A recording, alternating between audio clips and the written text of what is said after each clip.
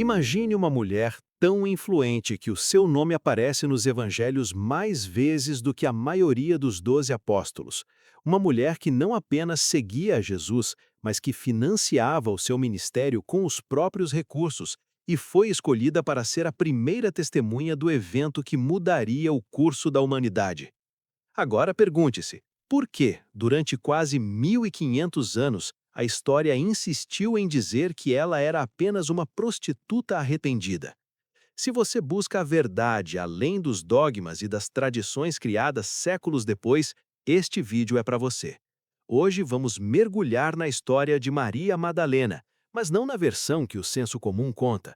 Vamos olhar diretamente para o que dizem as escrituras sagradas e os manuscritos antigos encontrados nas areias do Egito. Sem invenções, sem suposições. Apenas o que está escrito. A figura de Maria de Magdala é cercada por um dos maiores silenciamentos da história religiosa. De um lado, temos os textos canônicos do Novo Testamento, que a apresentam como uma líder e seguidora fiel. Do outro, temos os textos gnósticos, como o Evangelho de Maria e o Evangelho de Filipe, que revelam uma mulher detentora de um conhecimento profundo e uma relação de confiança com Jesus que gerava ciúmes até mesmo entre os discípulos homens. Neste vídeo, vamos dividir essa jornada em 4 pilares fundamentais. Primeiro, entenderemos quem ela era segundo os evangelhos de Lucas e João. Depois, descobriremos como a identidade dela foi fundida erroneamente com a de outras mulheres. Em seguida, entraremos no terreno fascinante dos textos de Nag Hammadi para ver a apóstola dos apóstolos. E, por fim, entenderemos o conflito de autoridade entre ela e Pedro. Prepare-se para redescobrir Maria Madalena através das fontes originais. O que os textos revelam sobre ela pode ser muito mais poderoso e complexo do que qualquer tradição que você tenha ouvido até hoje. Vamos começar examinando o que as escrituras canônicas realmente dizem sobre a sua origem e o seu papel no ministério de Jesus. Para entender quem foi Maria Madalena, precisamos primeiro remover as camadas de tradição que foram colocadas sobre ela e olhar para o que o texto grego original nos revela.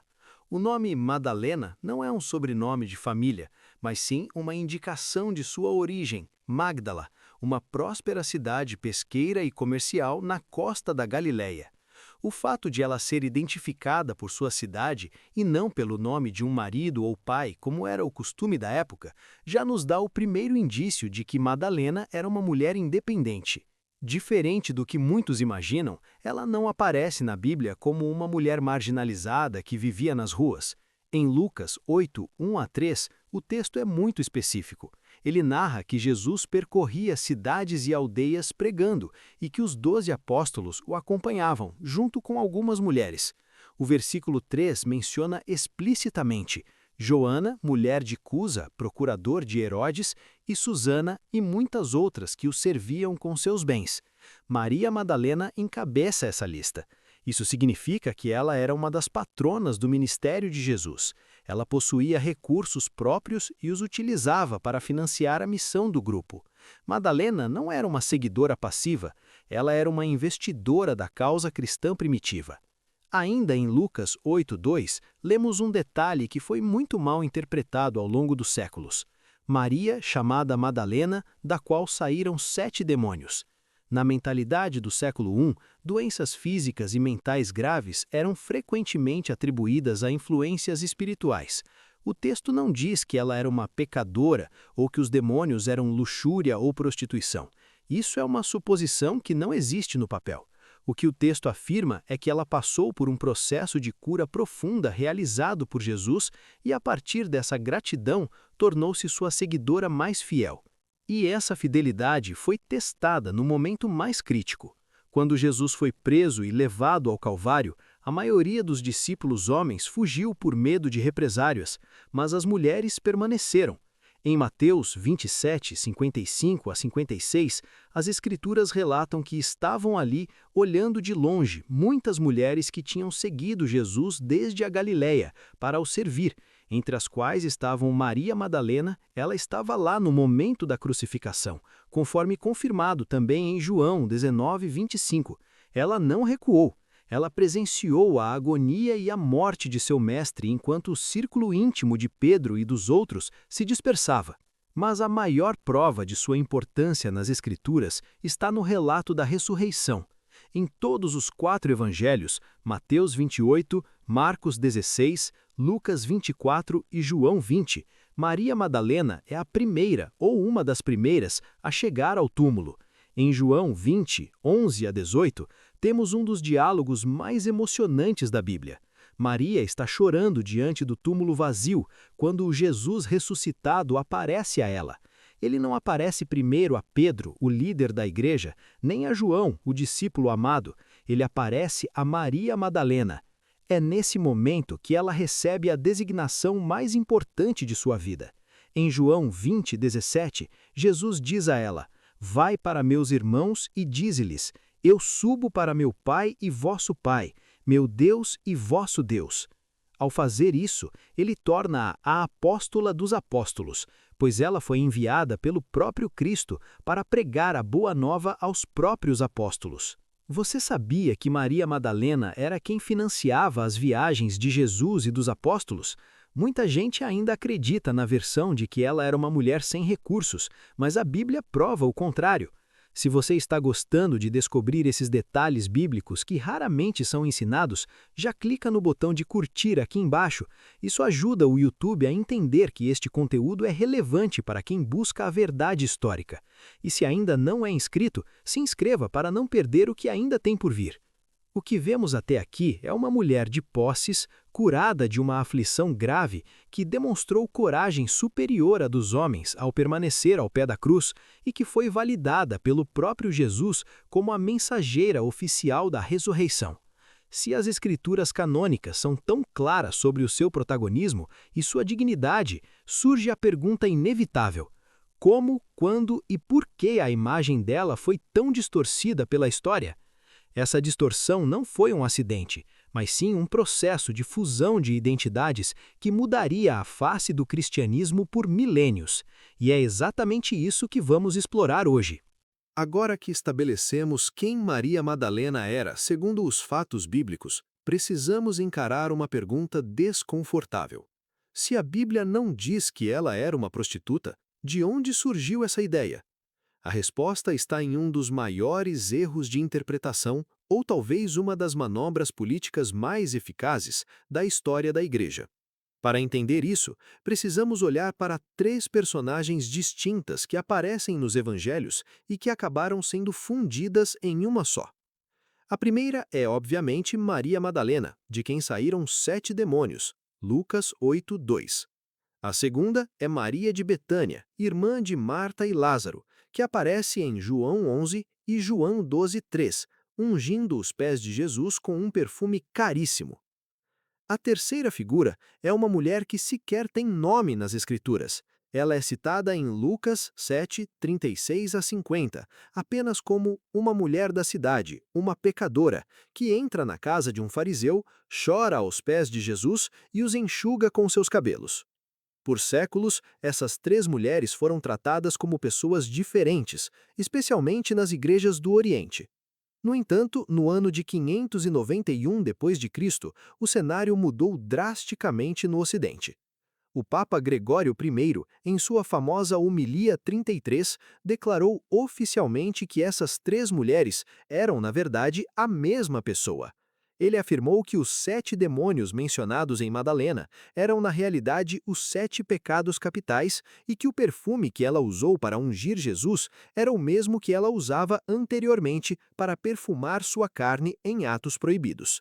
Com uma única pregação, a identidade de Maria Madalena foi selada. Ela deixou de ser a apóstola dos apóstolos para se tornar o símbolo máximo da luxúria arrependida. Mas por que isso foi feito? Ao fundir Madalena com a mulher pecadora de Lucas 7, a liderança da época conseguiu criar uma narrativa poderosa de moralidade, mas ao mesmo tempo removeu a autoridade de uma mulher que ocupava um lugar de destaque ao lado de Jesus. Transformar uma liderança em uma prostituta arrependida é uma forma muito eficiente de silenciar o seu papel teológico. Essa confusão persistiu de tal forma que influenciou toda a arte renascentista, a literatura e até as celebrações religiosas. Foi apenas em 1969 que a Igreja Católica Romana reconheceu formalmente que Maria Madalena e a mulher pecadora de Lucas 7 não eram a mesma pessoa, removendo o rótulo de penitente do calendário litúrgico. Mais recentemente, em 2016, o Papa Francisco elevou a celebração de Maria Madalena ao grau de festa, colocando-a no mesmo nível litúrgico dos outros apóstolos. Isso nos leva a refletir se uma interpretação equivocada do século VI foi capaz de manchar a reputação de uma figura bíblica por mais de um milênio. O que mais deixamos de notar nos textos originais por causa de tradições que aceitamos sem questionar? É impressionante como uma narrativa pode ser moldada por tanto tempo, não é? Imagine passar a vida inteira sendo lembrada por algo que você nunca foi. Se você acha que a história de Maria Madalena merece ser conhecida pela sua verdadeira essência, compartilhe este vídeo no seu grupo de estudos ou com aquele amigo que ama a história bíblica. E não esqueça, sua inscrição aqui no canal garante que você sempre tenha acesso a conteúdos fundamentados em fatos e escrituras, sem distorções. O fato é que, enquanto a tradição oficial tentava simplificar a imagem de Madalena, outros grupos cristãos primitivos preservavam uma visão muito mais profunda e espiritual sobre ela. Se nas escrituras canônicas ela é uma seguidora fiel, em outros textos contemporâneos ela é descrita como alguém que possuía uma compreensão que os próprios apóstolos lutavam para alcançar. O que os manuscritos de Nag Hammadi, escondidos por milênios nas areias do Egito, têm a nos dizer sobre o relacionamento de Jesus com Madalena? É aqui que a história deixa de ser sobre uma pecadora e passa a ser sobre uma mestra espiritual. E é exatamente isso que vamos explorar agora. Para compreendermos a verdadeira dimensão de Maria Madalena, precisamos viajar no tempo até o ano de 1945, nas areias do Egito. Lá foram encontrados manuscritos que haviam sido escondidos por quase 2 milênios. Entre eles, textos que a Igreja primitiva não incluiu no cânone oficial, mas que eram lidos por diversas comunidades cristãs dos primeiros séculos. Esses textos, conhecidos como Evangelhos Gnósticos, pintam um retrato de Madalena que é, ao mesmo tempo, fascinante e revelador. O mais impactante deles é o Evangelho de Maria, contido no Codex Berolinenses 8502. Neste texto, vemos uma cena que ocorre logo após a partida de Jesus, o Salvador.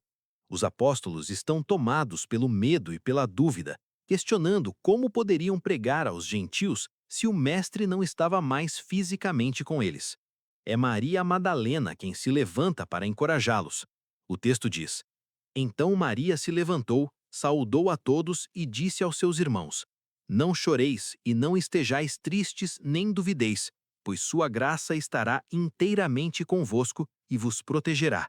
Evangelho de Maria 9, 12, 15.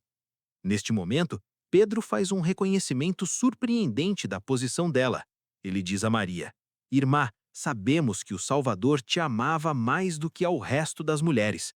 Dize-nos as palavras do Salvador que te lembras, que tu conheces e nós não, nem as ouvimos. Isso confirma que entre os primeiros cristãos havia a consciência de que Maria Madalena possuía ensinamentos exclusivos, revelações que Jesus não havia compartilhado com os 12. Maria, então, passa a relatar uma visão profunda sobre a ascensão da alma e a superação das potências que tentam aprisionar a consciência humana. Ela descreve um caminho de iluminação espiritual, gnose, que vai muito além de uma simples religião de regras. Ela fala como alguém que compreendeu a essência da mensagem de Cristo. Outra fonte essencial é o Evangelho de Felipe. Nele, Madalena é descrita com um termo grego muito específico, koinonos, que significa companheira ou parceira. O texto afirma: E a companheira do Salvador era Maria Madalena. Cristo a amava mais do que a todos os discípulos. É importante notar que, no contexto gnóstico, esse amor e a proximidade, frequentemente simbolizada por um beijo na boca mencionado no texto, não tinham necessariamente uma conotação sexual, mas sim espiritual. No gnosticismo, o beijo era o símbolo da transmissão de sabedoria e do sopro do Espírito entre mestre e discípulo. O que esses textos deixam claro é que Maria Madalena não era uma figura periférica, ela era o centro intelectual e espiritual do grupo após a ressurreição. Ela era a pessoa a quem os outros recorriam quando o entendimento falhava. No entanto, essa mesma proeminência criou uma tensão que mudaria o destino do cristianismo. Se Jesus deu a uma mulher a autoridade de ensinar segredos que os homens não conheciam, o que isso significava para a hierarquia que estava começando a se formar? É de arrepiar pensar que esses textos ficaram escondidos por 1600 anos, esperando o momento certo para serem revelados, não acha? Se você sente que esse tipo de conhecimento escondido abre sua mente para uma nova perspectiva espiritual, deixe o seu comentário aqui embaixo com a frase "A verdade liberta". Quero saber quantos de vocês estão prontos para ir além do que o sistema nos ensinou. Ao analisarmos o Evangelho de Maria e o Evangelho de Felipe, percebemos que a rivalidade que vemos hoje entre diferentes interpretações da fé já existia lá atrás. Maria Madalena representava uma fé baseada na experiência interior e na revelação direta, enquanto outros buscavam uma fé baseada na estrutura e na autoridade institucional. Mas por que a visão de Madalena foi tão combatida? O que aconteceu quando ela começou a compartilhar essas visões com os outros apóstolos? O conflito que se seguiu não foi apenas uma discussão teológica, foi uma luta pelo poder e pelo futuro da mensagem de Jesus. E é exatamente sobre esse conflito de gigantes que vamos falar agora. Ao explorarmos os textos mais antigos, algo fica nítido. A presença de Maria Madalena causava desconforto em parte do grupo dos apóstolos, especialmente em Pedro. Esse conflito está registrado de forma explícita no Evangelho de Maria. Após Maria ter compartilhado a visão profunda que recebeu do Salvador, o clima de paz é subitamente quebrado. O texto relata que Pedro, em vez de refletir sobre o ensinamento, reage com ceticismo e indignação. Ele pergunta aos outros irmãos: será que o Salvador realmente falou com uma mulher em particular, sem o nosso conhecimento? Devemos todos mudar de ideia e ouvir a ela? Ele a preferiu a nós? Evangelho de Maria, 17, 10, 18. Nesta frase, vemos a raiz de uma disputa que duraria séculos. Pedro não questiona o conteúdo do que Maria disse, mas sim o fato de Jesus ter escolhido uma mulher como canal de uma revelação que ele, o suposto líder, não recebeu. É uma questão de hierarquia versus experiência direta. Para Pedro, a autoridade deveria seguir uma ordem específica. Para Maria, a autoridade vinha da união espiritual com o Mestre. O conflito escala quando André intervém, apoiando o ceticismo de Pedro e dizendo que aqueles ensinamentos pareciam ideias estranhas. É nesse momento que Maria Madalena chora, dizendo: meu irmão Pedro, o que estás pensando?